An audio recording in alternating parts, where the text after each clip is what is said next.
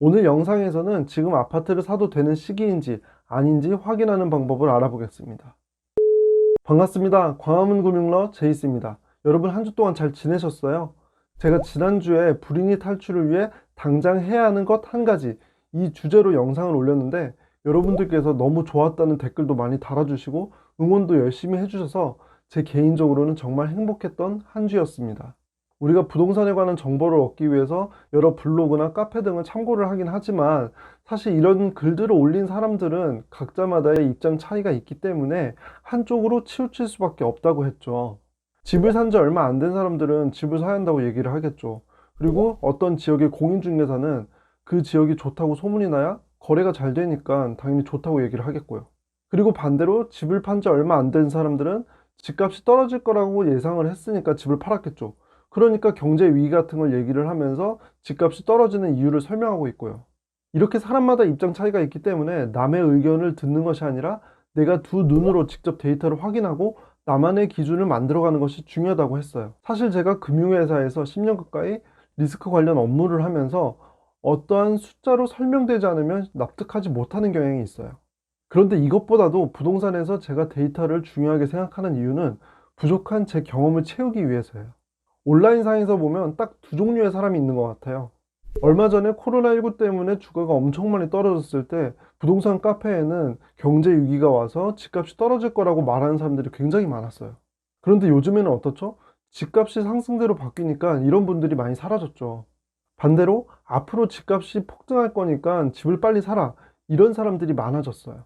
이러다가 집값이 또 주춤해지면 이런 분들도 또 사라지겠죠. 저는 기본적으로 이런 속성을 잘 알고 있기 때문에 여론을 잘 믿지 않는 편이에요. 그래서 과거에 주가가 엄청 떨어졌을 때 부동산은 어떻게 변했는지를 확인하기로 했죠. 과거의 사례를 보니까 주가가 폭락을 하긴 했어도 한 달 안에 회복되는 모양새를 보이면 부동산이 폭락하지 않을 수도 있겠구나, 이런 생각이 들더라고요. 그래서 이런 방향으로 제 채널에 영상을 올리기도 했고요.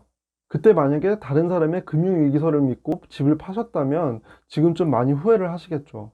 지금 제가 맞았다고 자랑을 하는 게 아니라 어떤 여론이 형성되어 있다고 해서 그게 정답은 아니라는 거예요. 오히려 틀린 경우가 더 많았죠.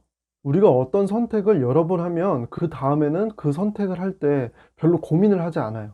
그런데 부동산은 큰 돈이 들어가는 일이기도 하고 보통 사람들은 10년에 한 번 할까 말까 하는 계약이잖아요. 그렇기 때문에 어떠한 선택을 할 때 고민을 많이 할 수밖에 없어요. 그렇기 때문에 부동산 공부를 처음 시작하시는 분들은 데이터를 통해서 간접 경험을 쌓으시고 이런 경험을 통해서 기회가 왔을 때 꼭 잡으셨으면 좋겠어요.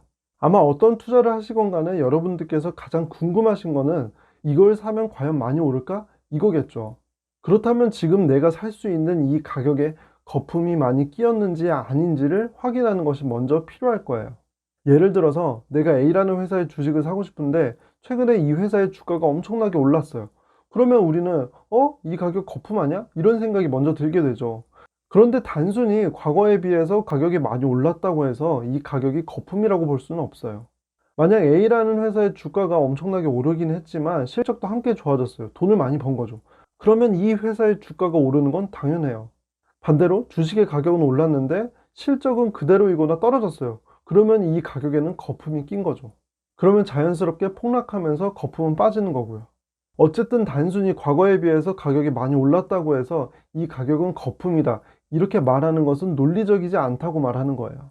그러면 부동산에서 거품이 꼈는지 안 꼈는지를 확인할 수 있는 방법은 뭐가 있을까요? 바로 전세가율로 확인하는 건데요.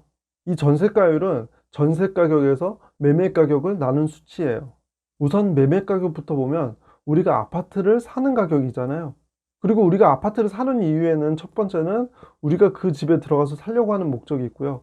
그리고 두 번째는 솔직히 우리가 집값이 오를 거라고 예상을 하기 때문에 집을 사는 거잖아요. 나쁘게 말하면 투기 심리이고 이걸 좋게 말하면 투자 수요라고 볼 수 있는데요. 어쨌든 이렇게 매매 가격에는 거주의 가치도 있지만 투자 수요도 녹아있는 개념이다, 이렇게 생각해 볼 수 있어요. 그러면 이번엔 전세 가격을 알아볼게요. 우리가 전세 산다고 해서 그 전세를 통해서 직접적으로 얻는 수익은 없잖아요. 그렇기 때문에 전세 가격에는 우리가 그 집에 들어가서 사는 거주 가치가 녹아있는 개념이죠. 그러면 이런 전세가를 매매 가격으로 나눠준 이 전세가율이 작아진다는 건 어떤 의미일까요? 이건 보통 매매 가격이 더 커진다는 의미니까 투자 수요가 많이 들어갔다는 의미고요. 반대로 전세가율이 커지면 투자 수요가 줄어들었다는 얘기니까 거품이 껴있을 확률이 적어진다는 것을 의미하죠. 그리고 이 전세가율도 지난번 영상에서 알려드린 KB 부동산 시세에서 확인하실 수 있는데요. 만약 이걸 잘 모르시는 분이라면 제 지난 영상인 불이익 탈출을 위해 당장 해야 하는 것 한 가지, 이 영상의 설명과 이 영상 내용을 참고해 주세요. 이렇게 KB 부동산 시세 자료에서 아파트 매매 전세비에서 확인하실 수 있고요. 예전에 어떤 부동산 강의를 들었을 때도 그렇고 여러 유튜브를 보면 전세가율을 해석하는 방식이 사람마다 다르더라고요. 이런 데서 말하는 사람들의 논리들이 들어보면 그럴듯한데 데이터로 확인해 보면 모두 팩트는 아니었어요. 딱 한 가지만 사실이더라고요. 매매가는 올라가고 있고 전세가율은 떨어지고 있는 상황에서 하락기가 온다는 거였죠. 매매가는 올라가고 있고 전세가율은 떨어지고 있는 이 상황은 처음에 말씀드린 대로 거품이 껴있는 상태라는 건데요. 그러니까 내가 매수하기 위해 계획하고 있는 그 지역이 이런 상태라면 지금 매수하는 건 좀 위험할 수 있다는 거죠. 그런데 한 가지 변수는 있어요. 지금 이런 상황에서 전세 가격이 올라가게 된다면 어떻게 될까요? 그러면 하락기가 올 가능성은 꽤 줄어들겠죠. 아파트 가격이 오르는 상황에서 전세 가격이 오르게 된다면 이 전세금을 올려줄 돈으로 차라리 내 아파트를 사자, 이런 심리가 발동할 가능성이 생기니까요. 그러면 내가 관심 있는 지역의 전세가가 앞으로 오를지 유지할지 떨어질지를 확인해 보는 것이 중요한 일인데요. 전세 가격에 영향을 주는 변수는 여러 가지가 있지만 가장 의미 있는 변수 중에 하나는 바로 공급 물량인데요. 내가 지금 어떤 동네에 전세를 살고 있는데 바로 옆 동네에 새 아파트가 많이 들어서게 된다면 옆 동네로 이사를 가고 싶겠죠. 좋은 새 아파트가 옆 동네에 많이 있는데 굳이 여기 살 필요가 없는 거잖아요. 내가 산 것도 아닌데. 그러면 당연히 지금 살고 있는 집의 거주 가치는 떨어지고 전세가는 떨어질 수밖에 없죠. 그렇기 때문에 지금 시점에서는 내가 매수를 고려하고 있는 지역에 앞으로 공급 물량이 많을 것인지 아니면 그 주변 지역에 공급 물량이 많을 것인지, 그로 인해서 전세 가격이 지금 수준에서 높아지지 못한다고 생각이 되면 매수를 좀 더 고민해 볼 필요가 있습니다. 오늘 설명드린 내용은 정리해 볼게요. 전세가는 실거주 가치, 그리고 매매가는 실거주 가치에 투자 수요가 녹아있는 가격이라고 했어요. 그리고 전세 가격을 매매 가격으로 나눠준 비율을 전세가율이라고 하는데 이걸 통해서 거품이 꼈는지 아닌지 확인할 수 있다고 했고요. 이것도 여러분들께서 직접 계산하실 필요가 없이 제가 지난 영상에서 말씀드린 KB 부동산 시세에서 확인하실 수 있으니까 이번 기회에 꼭 한 번만 들어가 보세요. 그런데 이런 전세가율로 상승장이나 하락장을 구분하는 기준이 여러 책이나 유튜브를 통해 알려져 있는 것들이 많은데 데이터를 통해 확인해 보면 사실이 아닌 것들이 많았습니다.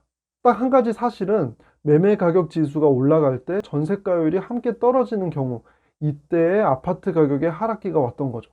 그래서 앞으로 3기 신도시 등의 여러 공급을 통해서 전세가가 떨어질 것으로 예상되는 지역은 매수를 하는 것은 지금 시점에서는 고민을 좀 해봐야 된다, 이렇게 정리해 볼 수 있을 것 같아요. 전문가가 내 인생을 책임져 주지 않아요. 내 인생의 전문가는 바로 나죠. 폭락론자와 폭등론자의 말에 휘둘리지 않는 여러분들만의 기준을 만들어 가실 수 있길 바라겠습니다. 오늘 제 영상이 마음에 드셨다면 좋아요와 구독하기, 그리고 알람 설정을 해주세요.